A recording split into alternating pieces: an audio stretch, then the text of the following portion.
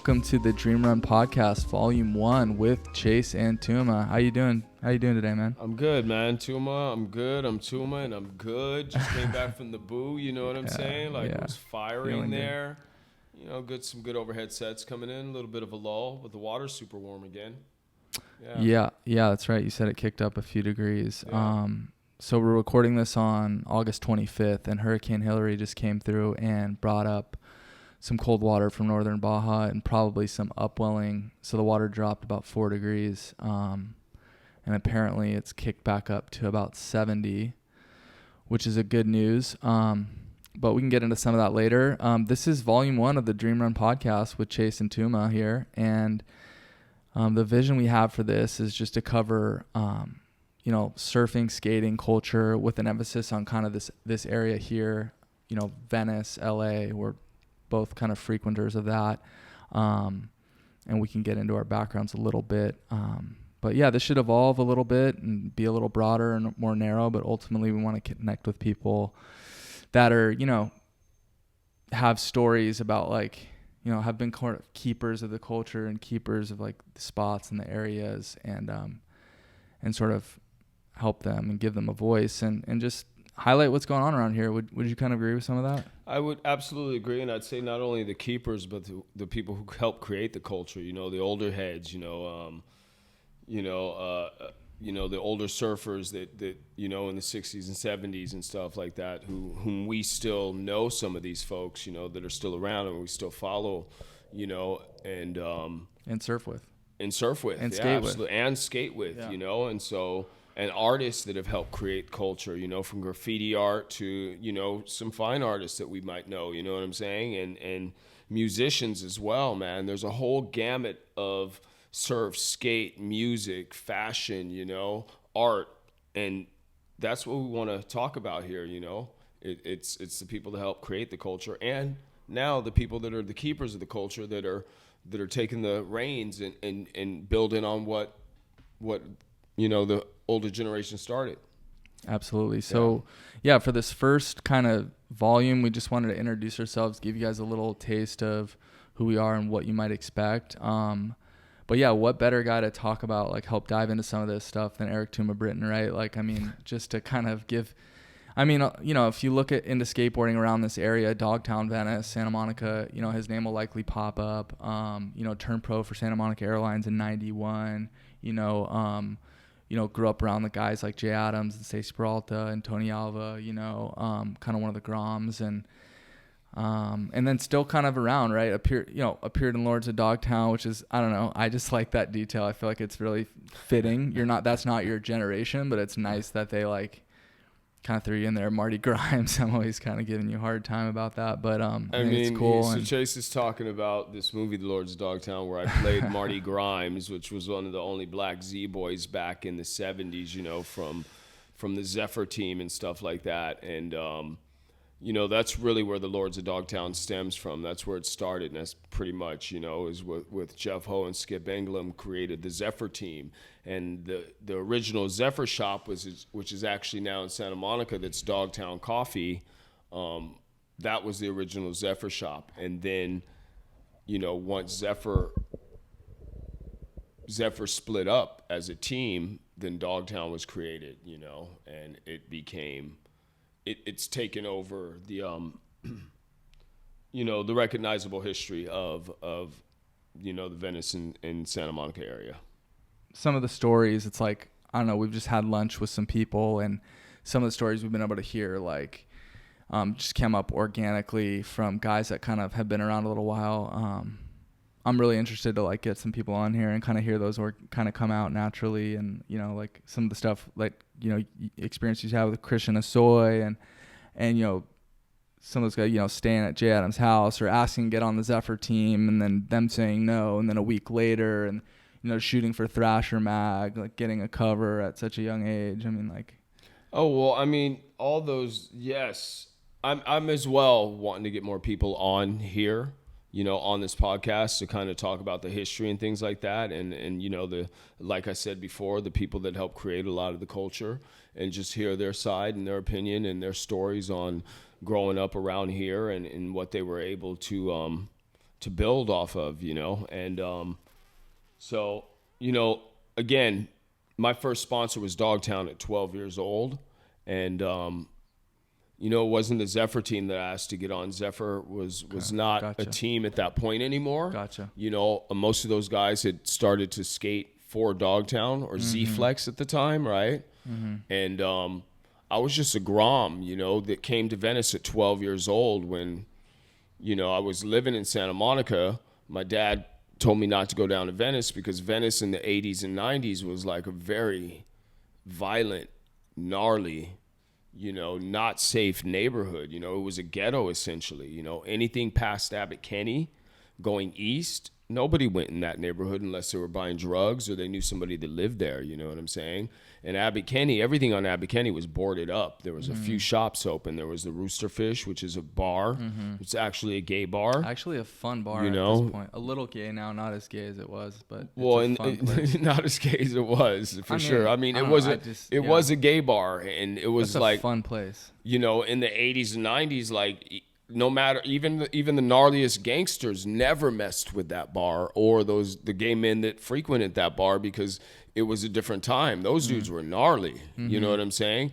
And then you have what else was open on Abbot Kinney? There was the barbecue shop, you know, that the black family in the neighborhood owned, and all their kids were like Shoreline Crips, which was a local gang. You know what I'm saying? One of the local gangs, as well as V13, and then you had the Brig, which was also a biker bar when I was a kid. Sawdust on the ground, you know, and then there was a couple liquor stores open, but nobody went down that street. The Brig's gotten a little soft. I mean, it's all gotten a little soft, man. You know, Abbot Kinney is Brig not, is you know, so funny, yeah. You know, and even when it started to get developed on Abbot Kinney, there was a bunch of mom and pop shops. I mean, there's nothing anymore. There's no mom and pop shops. There's a lot of high-end boutiques that are owned by big corporations. You know what I'm saying? Like, right. I mean, it's funny. I was just there. The cool thing is you can get one of those vendor permits and sort of just be like a vendor down there. Like one of the girls at the skate park I was talking to, she just has a little permit. She pulls up in her van. That's cool. But yeah, I mean, it's so commercialized now down there. They got the Hoka running shoe. I mean, I don't even pay attention to all those. I mean don't get me wrong. Down there. Don't get me wrong. Like, you know, everything changes, right? So if you look at Venice in the 20s, you know, it was a place for the wealthy people to come, right? There was bathhouses. Like Venice was the wealthy neighborhood. And then it slowly got turned into a ghetto, right? Gotcha. And now it's gone all the way back around, right? And which is not a bad thing, right? But what ends up happening, you know, and this happens all over the world, you know, is people that were born and raised in a neighborhood where it was lower in income, you know what I'm saying? They end up getting priced out. And I really attribute a lot of that, you know, all over the world to all the artists that we're talking about, all the people who help create culture live in neighborhoods where it's lower rents, right? It's not as desirable to people that have financial means, you know? And then when they go in there and they start doing their art and they start creating things and they make it cool, then the culture vultures come in and want to buy up those places. Oh no, the culture vultures. Wah, wah, wah. You know who you are. Wah, wah, wah, wah, wah. You know, what's that horn sound? We should get a little counter. You know, how many times we're gonna call you out for being a culture vulture? You know. And you ruined Venice.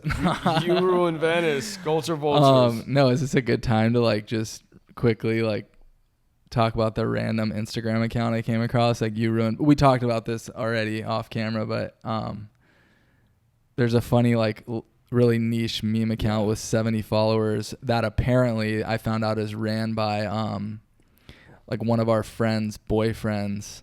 Yeah. Who's kind of a local to the neighborhood, but I had no idea and like just came across it through a random friend reposting their meme, and I found the account. It's like 70 followers and all these so classic. Niche, it's so classic. All these like he's like pumping out like Venice memes for like 70 people. It's just so core, and he's like, it's just so core. You know, like, who ruined Venice? And it's like the Spider-Man all pointing at each other. Totally. The funniest thing is that when it catches wind, when people catch wind of it, It's going to be people that have been living in Venice for like 1 year, 2 years that are going to be like, oh, you got to check out this Instagram account. All these clowns came in and ruined Venice.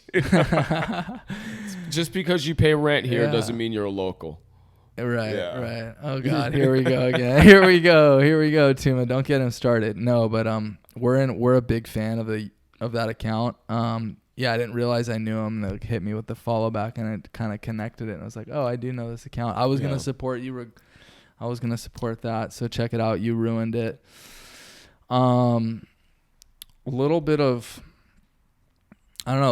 like stuff went on this week, actually, kind of around that. I don't know. Is that something you want to get into or not really? With like there was like a clash of two worlds down in Venice this weekend. You just said to not get me started. I can go into let's just get. I have a very strong opinion on it, right? Because I grew up, born and raised in Venice. We're gonna get into surfing and more skating here, but just quickly while we're here, why don't we just? You want to start it off? Yeah, I mean, basically, I got a call from some of the homies on, I think Sunday during like the crazy rain, and we had just surfed Malibu that morning. I just saw you. Right. And we got that cool photo taken by like Shayla or whatever her name was. Remember her? Shayna. Yeah. Anyhow, I get a call from a couple of the boys, and they're like, "Hey." And this happened on Saturday night, right? Right. And so this was Sunday during the hurricane, during the rainstorm. We had just surfed, and they're basically like, dude, I know you're friends with some of the guys at Gran Blanco. Actually, the GM is one of my friends, and our friends actually. Yeah, absolutely. He's a friend. I know you're buddies with those guys. Like, what's up? Like, they shut us down last night. The pizza shop got a ticket. We had the homie band. There was 2 bands that were supposed to come on. The cops came over and basically gave us a ticket and told us that Gran Blanco called the cops. And I had confronted my buddy about it. He says he doesn't really deny or confirm. He didn't necessarily comment whether it was him or not. He just said that a lot of businesses on that street had a problem. So I called him. I called you. Right. We should talk to our boy. You're kind of the, because apparently some of the homies, the skate homies and some of the dudes in the band were really heated. They shut down kind of like, that's sort of the local Venice thing to do right now on like Saturdays, like go to one of those shows, have a beer. We're not going, a lot of the homies aren't going to Gran Blanco and getting a $22 martini or whatever. A lot of the homies won't even be allowed in there, even if they could afford to buy it. That's the problem, So to speak on that, again, it comes back for me to the culture vulture thing. It's a people that come into the neighborhood. They don't really care about anything. They don't really care about the neighborhood and the core of the neighborhood and like the soul of the neighborhood. You know what I mean? They come in. Venice is a cool place. They open an establishment. They don't support any of the people that are born and raised here or create things here. It's a land grab. It's colonization, basically. You know what I'm saying? That's how I feel. It's colonization, man. You know what I mean? And so, the homie that can't confirm or deny it, in my opinion, that's like, oh yeah, I did it. You know what I'm saying? It's like I've called homies at treatment centers, and the treatment centers are like, oh, and me knowing that they're there, and they're like, well, I can't confirm or deny that they're here or not, and that's an admission of like, yes. But I can't tell you anything, And then the homie I talked to started barking at me about, well, if they just had permits and they did it the right way. And that didn't sit well with me because these are kids that are trying to be creative. No, but there's no violence happening. You know what I'm saying? Like, honestly, and the pizza shop across the street is benefiting from it. And it actually gives the kids something to do in a productive way. You know what I'm saying? And the cops have been on that street many times while they were doing it and said nothing, know? Yeah. And it's the establishment just didn't like the vibe because it didn't flow with their vibe. It was kicking noise kind of right into their door. And apparently the owner was in there, and he's like, I'm eating whatever. I can't even hear myself, X, Y, and Z. Tells one of the managers who we're friends with, and I got a feel for the guy a little bit. I do too. He was just doing his job as well. But simultaneously, like, my opinion and my take, if it means anything, is to me, it's adding value just to the whole situation. You have someone coming to Gran Blanco to grab dinner, grab a drink, and they get to stop at like a sweet little punk show on the, I mean, it's just a whole energy. It's fun. It's exciting. It's spontaneous. It's just Thrasher. It's in the street. It's a Saturday night. Like, it's just like, yeah, but you know, the clientele going to Gran Blanco, that's not their vibe at all. So it's not adding to Gran Blanco's like aesthetic or appeal. You know what I mean? Because most of the people that go in there, they're not about these street kids doing punk rock music. You know what I'm saying? Unless these street kids were like, you know what I mean? Have them be like, oh, well, they're the Ramones. Guess what? Those kids, they were street kids. You know what I'm saying? Like, and so until you reach a certain level, the bourgeoisie, how do you say that word? But the whatever. That demographic doesn't care about the kids that created shit. You know what I'm saying? It's crazy. I mean, this is just kind of a case, and it's just sort of, and that's not what just you Gran just Blanco, talked that's about, everywhere. and it was just ironic how it happened to happen this week. We've been kind of talking about this more and more, and so I think that ultimately we want to have a fun thing to do. We want to have a safe place, right?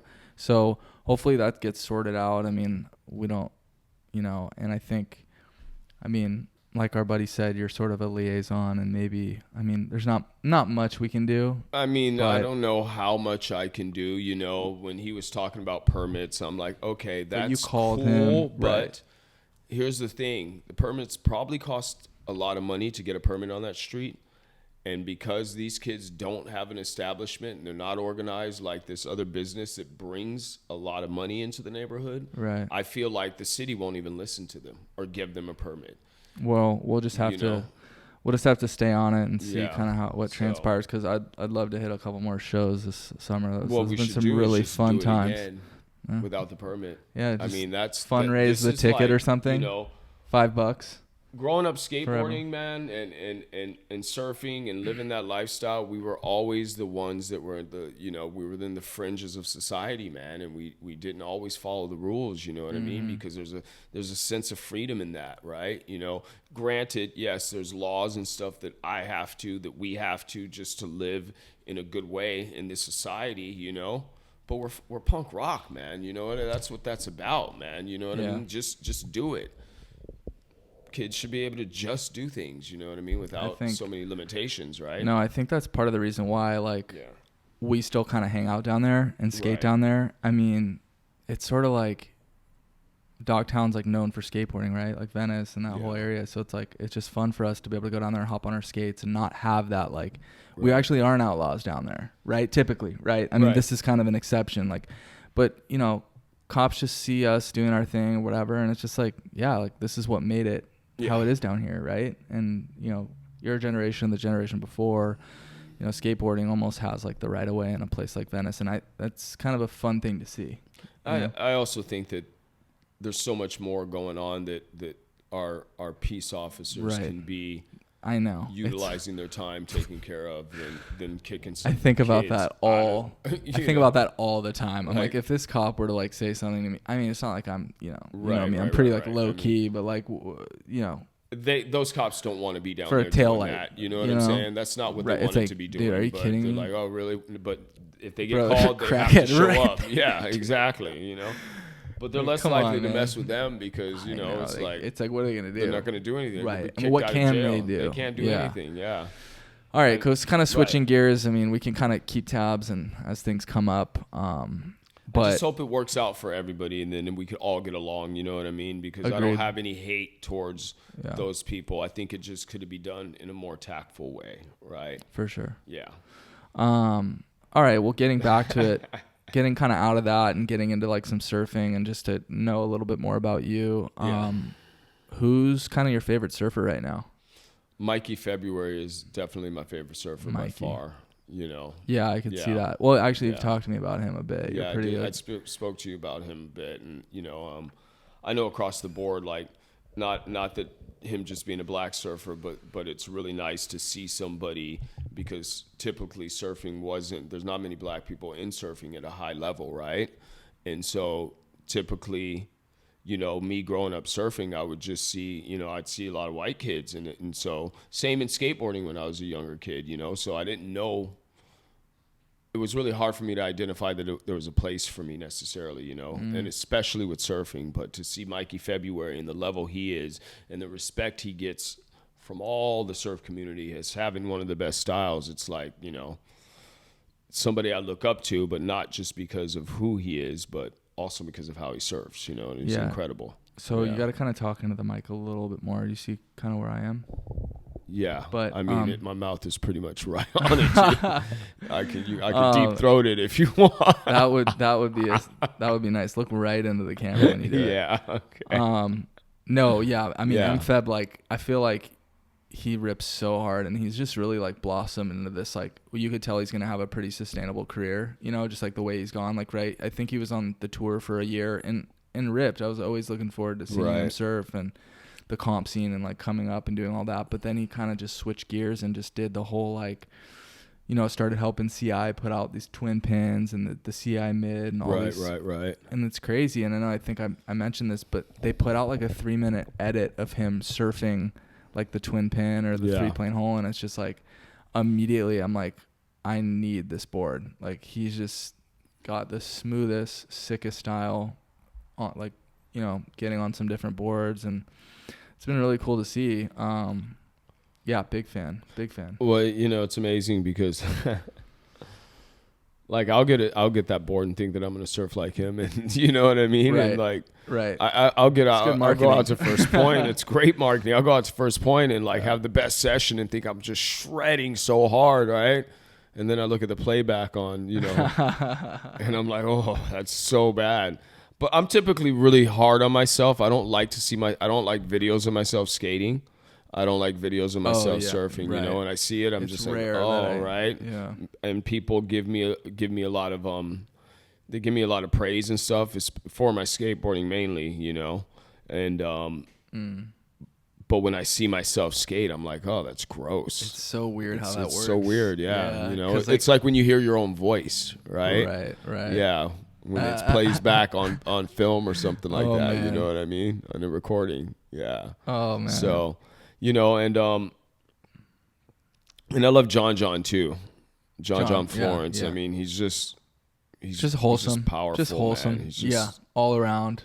You know, and he's such a freak in Hawaii too, like pipe and stuff. It's just insane. I watched some of his clips in pipe, just doing these backside like on monster waves, bro. Backside, just like releasing the tail. I'm like, this dude is insane, you know? Yeah. I saw him paddle out this winter. Yeah. I think a couple times. This one time just stood out to me. It's just like, it just almost feels like he's playing it's like a video game for him. It's like he's just in a different world. Like completely. You see him just taking, like, he's just like paddling in circles and just getting barrels. And you're like sitting there like, wait, what? He just caught 4 waves and got barreled. Like, and I'm still waiting for one. Like, I mean, obviously, right? Like it's his zone, but like, no, it wasn't even like he just like is just on like a gravy train, just getting barrels. I mean, that being said, I was just watching the Tahiti Pro and Gabriel Medina, man, that dude is just ridiculous, bro. That dude is ridiculous. Well, it's like you know what I mean? It's like in the first 9 minutes, he scored a 15. Well, you know what I mean? I'm against like, John, right? Against John, and then he did the same thing against Mamiya. Mamiya.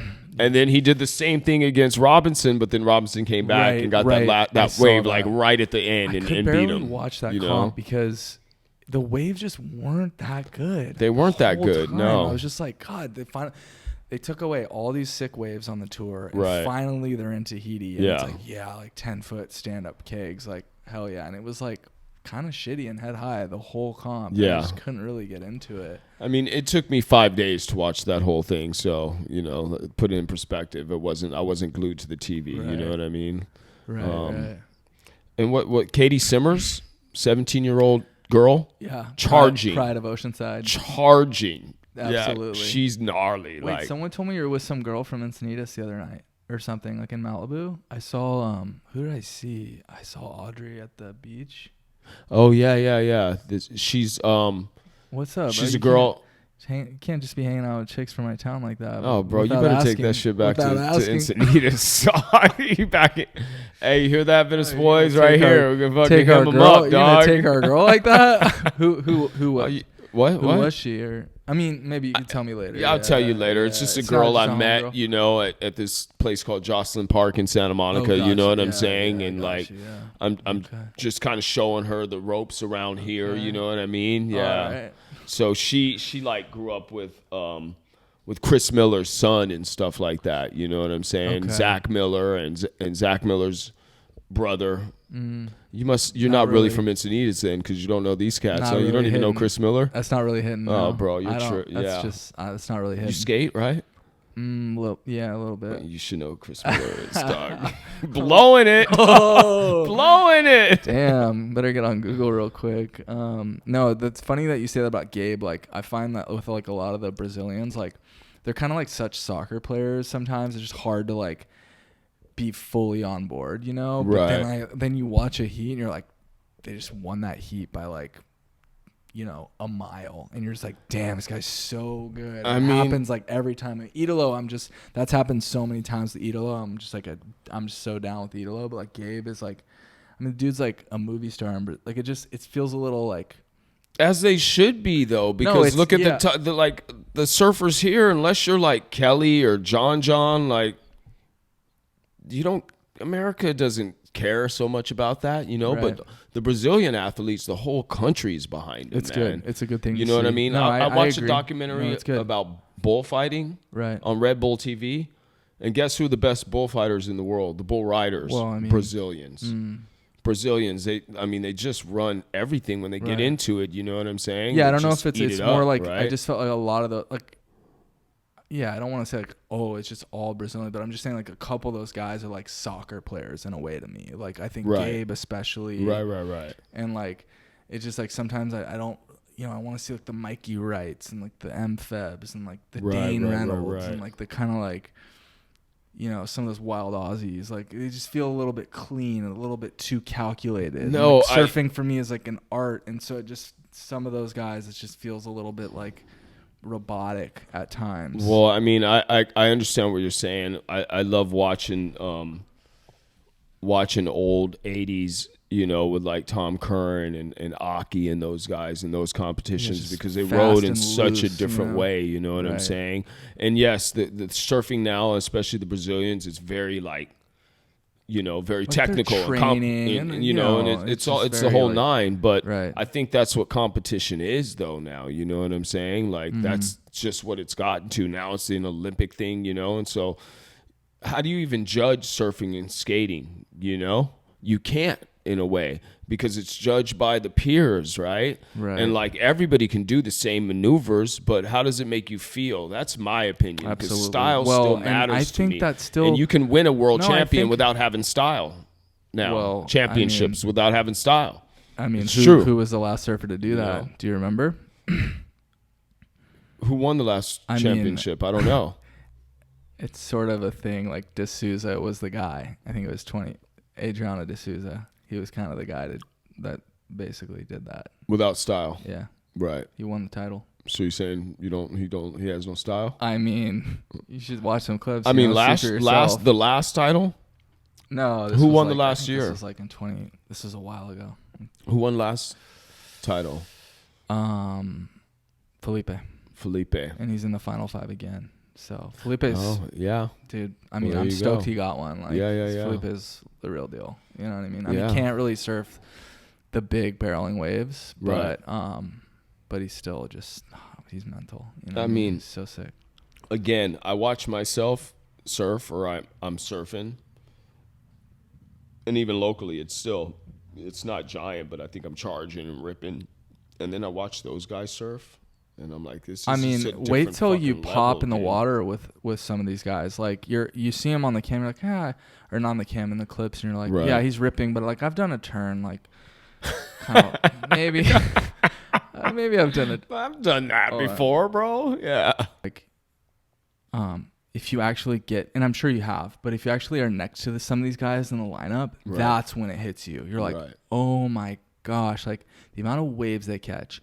the turns that they do on such mediocre waves. Right. Like, I remember when I was like 12 years old, I was in junior lifeguard program at Ponto Beach in Carlsbad, and my instructor was like boys with Rob Machado, and he's a Cardiff, Encinitas local. Right. Yeah. And he had him come down to junior guards and just like give a little talk, and he paddled out, and we were all, I'm talking like it was 2 to 3 summer just wind slop. Right. And I mean, Machado is just, this is back when he was like still riding thrusters and like for sure competing, and like he was a lot younger. Now he like still rips, but just rides these like fish and stuff. I'm talking, dude, it was like 2 foot wind slop. This dude's just blowing airs, like just like getting up, standing up, like 2 pumps, wham! Like you're just like, oh my gosh, like the clips don't even do it justice. No, I mean, it live is always much more impressive. You know what I mean? I mean, you're like, whoa, like what's this guy, like what are they feeding this guy? I like mean, he's just flying. It's like that with skateboarding. You're like, yeah, it's Right. you watch guys Right. on a vert ramp. Vert ramp doesn't look too big, but then you go there and you stand on top of the ramp and watch some of these dudes fly over your head. I mean, the consequences, bro, is real. Coming up on that coping. So real. I'm still, Done. after 45 years of skateboarding, I still am impressed and blown away every time I stand on top of a vert ramp or on top of a gnarly pole and watch people that just super shredders just kill it, man. I mean, it's something else about surfing and skating. Those are superhero type of activities, you know what I mean? Because the time it takes that you have to put into these type of disciplines, For me, it's not like just going to pick a basket. Anybody can pick up a basketball and shoot a hoop, Not everybody can go out the water and catch a wave, right? Not everybody could drop into the ramp because it takes a lot of work, man. Right. Lots of work. Yeah.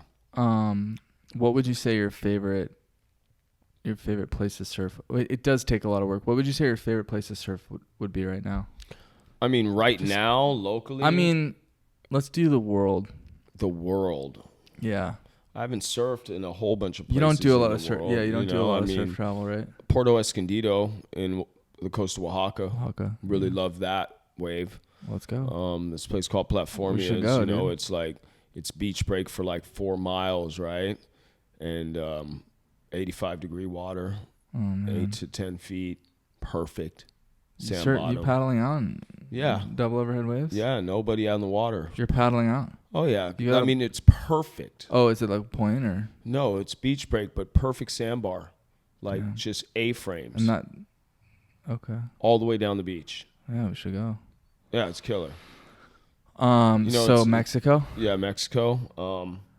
I did, surf Karamas in Bali, and I like that wave, It wasn't 8 to 10 feet because that's pretty gnarly out there. Such a sick little wave. I never made it up there when I was in Bali. I just stayed in that kind of main zone, like in Canggu area. Yeah, so we surfed the river mouth at Canggu a bunch, and then we surfed Uluwatu. Right. Bingin is a incredible. I'm surprised. Yeah, it's funny you went to Karamas because there's literally lefts from temples all the way down to Bingin. I was also there in the rainy season, so it wasn't. Some of the spots weren't really working that well, and we did a lot of driving around. Basically, my boy RB had been living there for 15 years at the time. Mm-hmm. He came and picked me up at Canggu, and Canggu's a fun little. There's some skating out there. Yeah, there's Pretty Poison. It's got a pool, and Yeah. there's another coffee shop that has a little 3-foot mini ball in it. The skate scene over there is really big, actually, man. There's some rippers there. If you're listening to this, you want us to come out to Canggu, let us know. Always down. How about favorite skate park for you? My favorite skate park is that's a hard one because I've had so many different experiences at so many different parks, I think my favorite park that I've been to overall was Klamath Falls, Oregon skate park. Damn. It's a dreamland skate park. Oregon park. Yeah, it's huge. Humongous. Oregon is like a sick snowboarding, skate, surf scene kind of maybe not as much surfing, but not as much surfing and you know, and they got good snowboarding there, you know, somewhat good snowboarding, but the skate scene is like humongous there. Yeah. Right. Burnside and stuff, right? Burnside, my friend Red and Wait, Red, like Red or? Like his nickname is Red. Yeah. No, not that Red. No, not that Red. Definitely not that Red, bro. His nickname is Red. I mean, that's... Right. Redneck, though. That's why they call him Red. Is he a redneck? Yeah, he's a redneck. Yeah. Ripping skater. Our other Red is like... Yeah. Kind of like a longshoreman almost, you know? But he's not, you know? Well, this Red could be a longshoreman, too. Oh, really? He's like a gnarly, big, you know, burly dude. Sweetest heart, though. You know what I'm saying? But him and this guy, Monk, right? There were two friends that grew up in Portland, Oregon.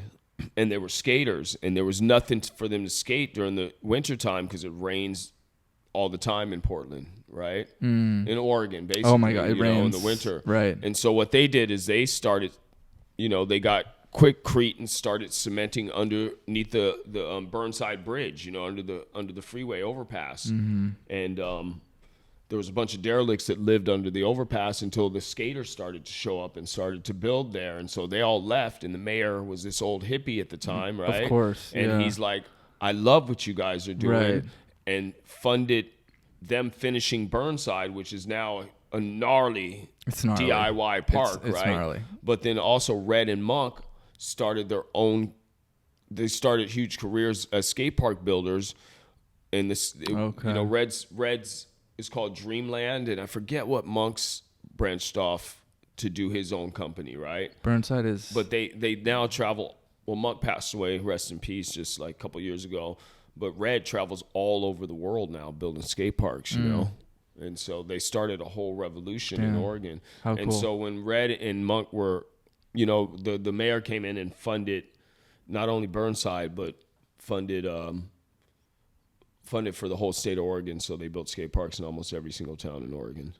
Damn, that is so cool. Yeah, I've spent a lot of time. I actually lived in the Pacific Northwest for a couple years. Yeah. Like right around when I turned 18, and now my dad he just got so over like Encinitas, like San Diego, like he just... Oh, what's up with that, dog? Huh? So what's up with that? What's up with San Diego, though? I mean, he was just like, yo, like, dude, it's just too crazy down here. Like, especially after COVID, too. Like, all the tech people and, like, everyone just mobbed. And, you know, everything is just so busy all the time. Like, back in the day, like, summer would end and we would all just, like, celebrate. We'd surf all the waves, go everywhere. But now it's pretty much year-round, just traffic on the 101. And everything's just busy all the time. And so, yeah, he was just like, I'm done. I'm tapping out. So he lives in like a small town now in Oregon. Nice. About an hour east of Portland. Okay. So, what's it called? It's called Hood River. Oh, he lives in Hood River. Yeah. All right. It's super sick. Yeah. There's a little park there too. Yeah, I know. I've been up there a bunch of times. Yeah. Cool. Well, yeah. I mean, dude, it's like always. Wendell's skate park up there too. It's a skate camp. Wendell's, and they do a snowboard camp too. Yeah, exactly. Right, and you can snowboard in the summer on the glacier and stuff. Went up there and hiked all the way up. Yeah. Oh, you did the hike. You did up to the glacier and stuff. Yeah, because you know, the camps were done at the time, but when we got there, so. Yeah, I've been wanting to do that. My dad got me a split board one year for Christmas. Yeah. He's just like into all that gear and skiing and like all that stuff. I love all that gear, super bro. Cool. Yeah. I'm a gearhead for Are you? Sure. Yeah. That's sick. Yeah, you need to get out and use it like a little. I mean, it's still like you got to get a beacon and go to the Avi class, but like I'll take it in like side country. Right. It's like, dude, it's like such a rich man. Like you got to have some dough like to get all this stuff dialed, you know, and really like for sure. You know, you got to have a quiver like. I mean, but then you got those ski bums that are just broke that work just, you know, part-time jobs and fucking and save, right? And then they're also probably grew up in the mountains around people that know certain things, you know what I mean? So I get out there, you know, out there and make it happen. Risk takers. But so Oregon, that's what I like to hear. Yeah, man. So how about your Klamath Falls is one of my favorite skate parks. Who's your favorite skater right now, would you say? Right now, I like Grant Taylor quite a bit, who rides for Anti-Hero. He's a cat from Atlanta. He's kind of an ATV type of skater, you know, all-terrain. The dude rides everything. I have a lot of respect for that because I come from a generation where, you weren't just a street skater or you weren't just a ramp skater. You know what I mean? We skated everything, whether it was banks, backyard pools, handrails, stairs, you know, the whole nine. And skateboarding's become so compartmentalized now where you can make a full career and be a street skater. But even within street skating, you can be specific, you know. You could be a street skater that just does rails.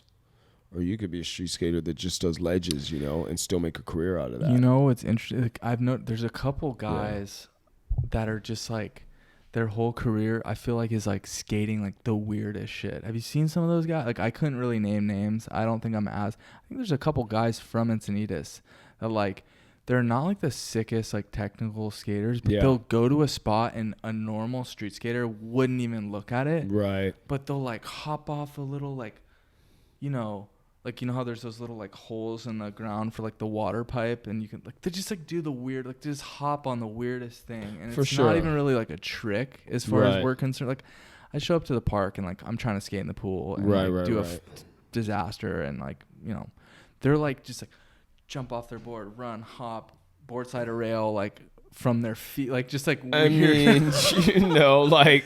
No, but I'm just some saying. of them are really cool. I know exactly what you're talking about. You know what I'm talking about? You know, some of them are really creative. Like, you know what I mean? I would never skate but it's not necessarily my style. But I was thinking about this yesterday, it is art. Chase. But it is art. It is art because skateboarding is an art form, and how creative these people can be. That's the thing. You know what I mean? And I look at they're more artists than athletes, I think. Right. Seriously, when they do shit like this. I mean, we're athletes too, right? I mean. What I just took from that was that I went into the space of thinking about skateboarding when you said athlete as a sport, right? Like, well, you were talking earlier. You can't judge like, skateboarding. Who can I meant judge it in the way of like, you know, this person's run was better than that person's run. I mean, because if each person is doing the same trick, then it's just not about the technical aspect of it. It's about the feeling that it brings. You know what I'm saying? Like, well, there still is that in surfing 100%. Like, and you always see like if some guy's just like deep in a barrel and there's just this crazy wow factor, like, oh, we never thought he was going to make this. For sure. Then all of a sudden, like, through a foam ball after the spit, dude just slips out some random way. Like, there's absolutely an extra point or two. And for skating, yeah, I mean, there's just like a steez to it, right? If you just drop a big hammer at the end of your line, like, there's going to be some emotion attached to that. And I For sure. So I think I can't speak for skating and judging, but I know for certain surfing judges will take in that extra.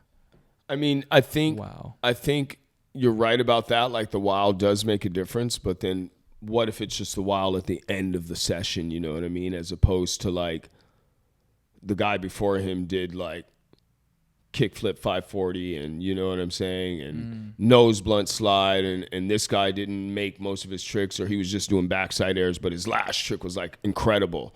He's still not going to win the competition. No, you know what I'm saying? It's different in surfing.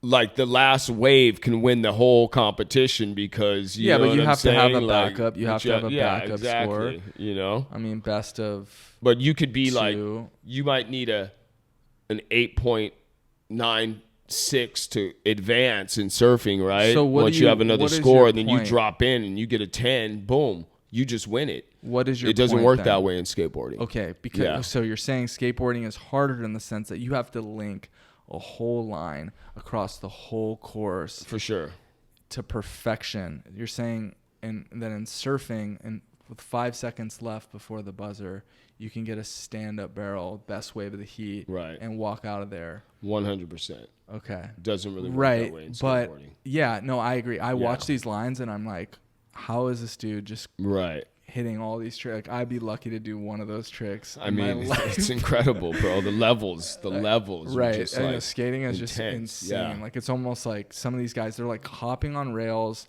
like doing tray flips to like blunts and like tray flipping out like of like a trick, and you're just like, dude, I can barely tray flip on flat. Like, what's up with this? And so when you brought up the fact that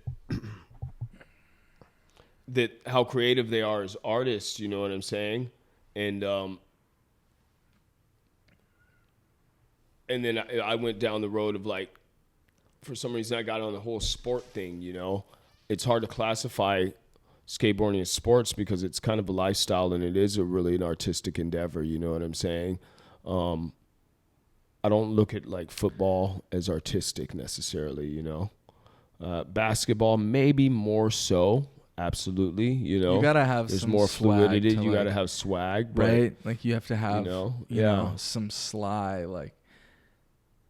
But I know finesse, you know. And then also, you know, the artistic level of skateboarding. You know, you look at especially street skaters. You look at our environment. You know, the buildings handrails weren't made to be ridden by skateboards. You know what I mean? They were used for people to keep their balance to walk down. You know what I mean? And like, curbs weren't meant to slappy, you know what I mean? All these things in our environment that skaters see and can envision themselves actually riding their boards on it. And so that in itself is like they're creating art there, you know what I'm saying? So apparently, you said this about Burnside, how the skaters kind of got rid of the bums, or there was a homeless problem under the bridge.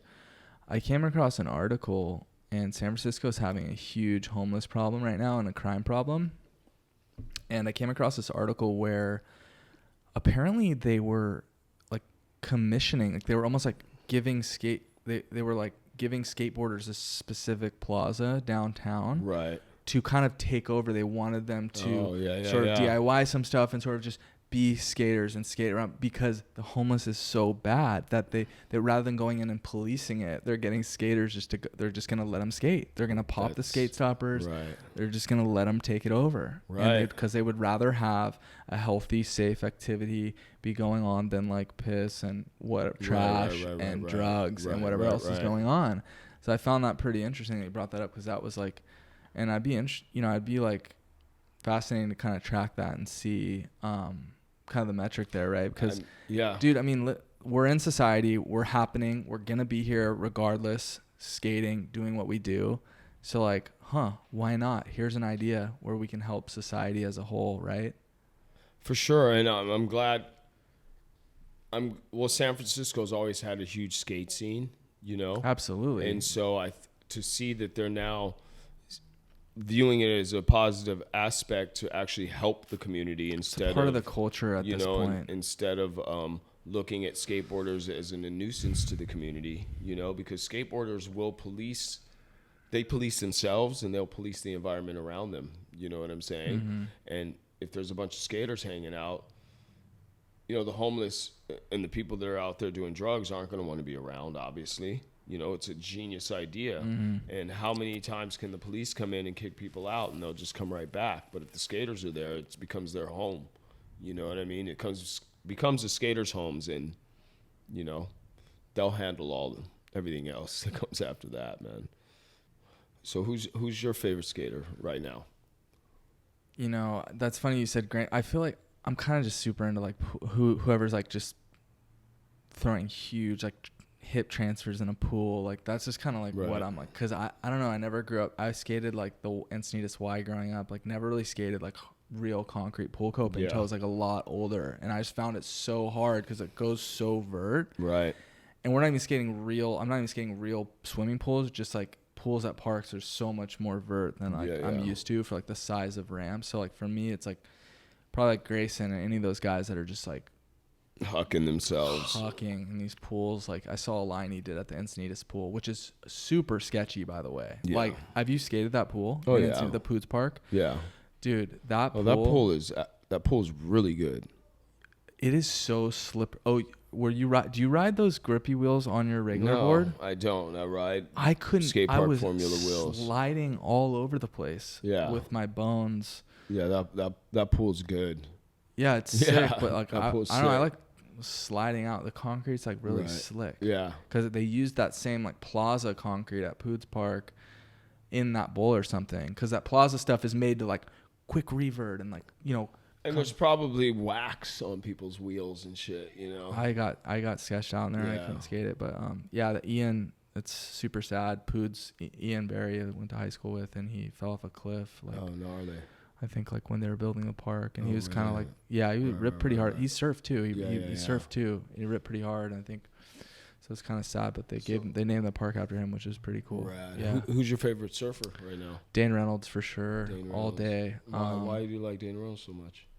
I mean, dude, it's like there's so much to unpack, but like obviously like what he's doing now with like Chapter 11 and his production company and like making cool films, and I mean most of the stuff they don't even travel, they just like go score Ventura or like Magoo. You see him like the clips at Magoo and stuff, and Oxnard, and it's just like, whoa, like these guys are scoring and making sick surf edits like right here, you know, and they put out sick stuff, and then he's got the brand and like the little store now, and then even going back to like when he was surfing Trestles events, like hucking these crazy, like dude, when he was a young cat on tour, he was like doing all the stuff that guys are getting like 8s for now. Like he was doing it, and they didn't know how to score him yet. For sure. This is he was like the guy. He was going out there on like his little dumpster diver and just hucking, and they were like, oh, we're not really sure. We're just used to watching like Mick and Joel like do these perfect turns and do just, and that's super sick, but we don't know how to score that. And he sort of ushered in that progressive maneuver criteria. I mean, so he was that guy. But who was before that? The Fletcher brothers, Christian, and they were like, they hated on him, you know, like that's not surfing. Nobody cared about that I'm stuff. Not saying you know what I'm saying? Like there was Christian, and there was like Archie, and like all these guys. Right. And definitely before my time. But as far as my generation, like WSL was like they kind of put their hands up when Dane started doing that stuff. Right. I got you. Because he was. But you're absolutely right. But now they had to totally rework it. I mean, because that's what is happening now. They have to go with what the times are. You know what I'm saying? You would watch a heat and you'd be like, oh my gosh! Like I felt like I was watching a video part. Like this was like this. He just did the sickest turn. I just want to paddle out and go try that right now. Right. And then he would lose the heat.